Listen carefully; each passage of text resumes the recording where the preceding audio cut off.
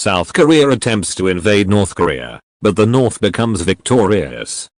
The United States annexes Canada as its 51st state. Next, an empire forms in Oceania and Indonesia, annexing lands from Australia and Indonesia. Next, in Europe the UK annexes France and Norway facing aggression from the reformed Kalmar Union. But in the east, the Polish-Belarusian Commonwealth was formed at the determinant of the reformed Soviet Union. Currently invading Ukraine, the USSR may find a new ally in Iran, as the Sassanid Empire has reformed. I'm interested to see what they could do in the future. Back in Europe, Ireland has been conquered by India. The Balkans, Serbia reforms Yugoslavia with Montenegro and Macedonia. And last but not least, Germany is divided into North Germany, Bavaria and West Germany. We will start in Europe as a lot has changed since last episode. Germany has puppeted Poland and Ukraine, occupying Western Russia of the USSR as well as making the axis with the Franco-Italian Union. In the east, socialist uprisings have started in Poland and an offensive has started in Western Russia. Mongolia has reunited with Outer Mongolia, after China reforms the Qing dynasty. Meanwhile Japan joins the Axis and Siam is reformed. And Mexican Empire reforms at the determinant of the North American Union, as well as the EAF forming. But the Congo, uniting with Gabon retaliates. Meanwhile, Mr. Beast, in his first step in global domination, buys Greenland and the first one to subscribe will have their PFP on Greenland. Just comments to be the third. Lastly, Brazil in a Greek-like civil splits in half in support and against alliance with the British. First, the Japanese Empire is formed in the east, as well as China being puppeted by the Soviet Union. Switzerland annexes East Australia, as well as in the Middle East the Syria-Jordan Union being formed, before the Mamluk Caliphate and Ottoman Empire being formed. As well as the Arabian Peninsula being united over all of Saudi Arabia. First of all, the uprising in Poland has spread as the Russian counterattack has reached Leningrad. The White Russia uprising has spread in German-occupied Belarus, and the Germans have made a puppet in the Caucasus. Furthermore, a German democratic uprising has started in Hamburg, Austria and elsewhere, and the Spanish Empire has reformed. Besides that, in South America Grand Colombia has reformed and in South Asia, India has formed the Raj.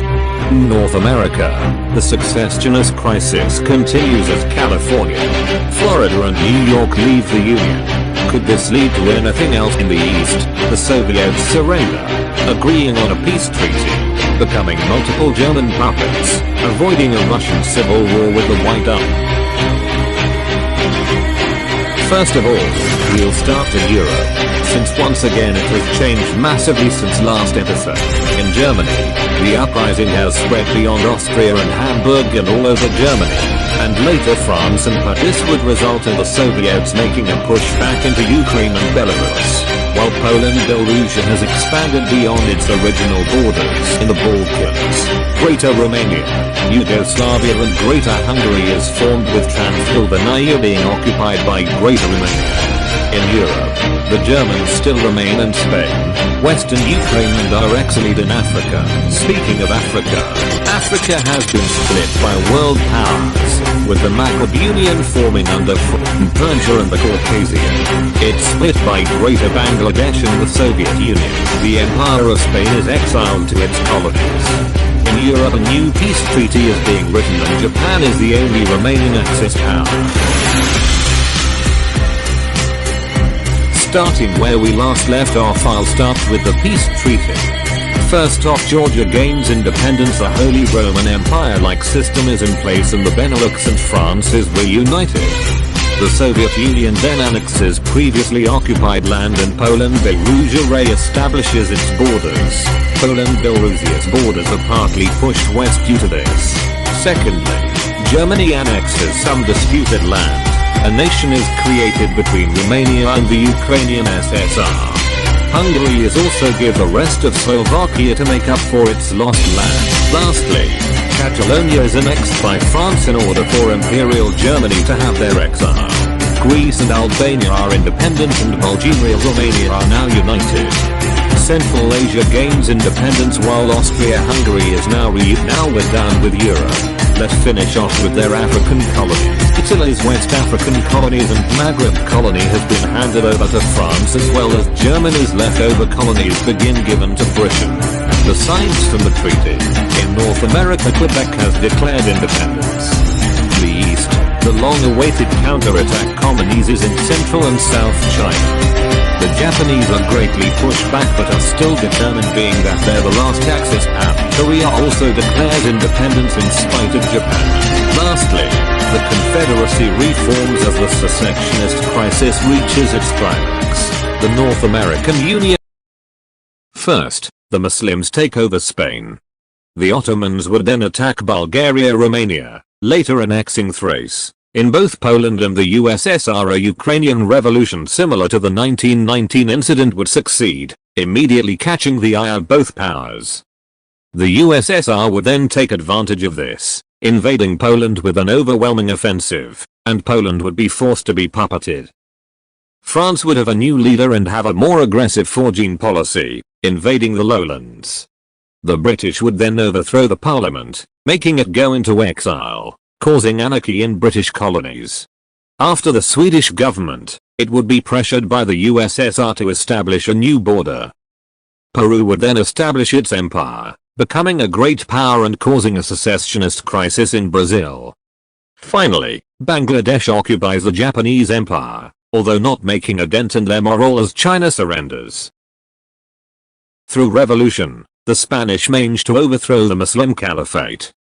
Next, with a strong military and new prime minister, the British conquer the weakened Confederate States. In the south, Mexican and Spanish relations are brought to a new height, and they unify.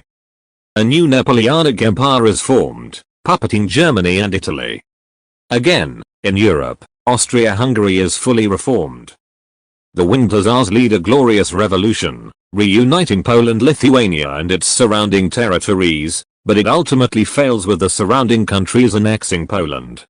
A new rebellion starts on Manchuria, North Korea, Beijing, and its surrounding areas. It immediately catches the eye of Japan and USSR. Meanwhile, Switzerland is probably the best country to live in at this time, does absolutely nothing based. The British funding Korean rebels would end the Japanese occupation in China and would annex Chinese cities in the south. Then, Japan is toppled by a democratic government. Next, Spain regains Catalonia from France. Switzerland is then annexed by France. After, Austria-Hungary then settles a colony in Tanzania. In the Middle East, the Ottoman Empire and Saudi Arabian kingdoms and empires have united. In the last remaining parts of Imperial Japan, Indonesia has finally rebelled, becoming its own republic. The British Empire is reformed in Africa, annexing the colonies of South Africa, as well as Switzerland's long-lost colonies. The Soviet Union incorporates Manchuria and Korea as a new USSR, with religion from Han China.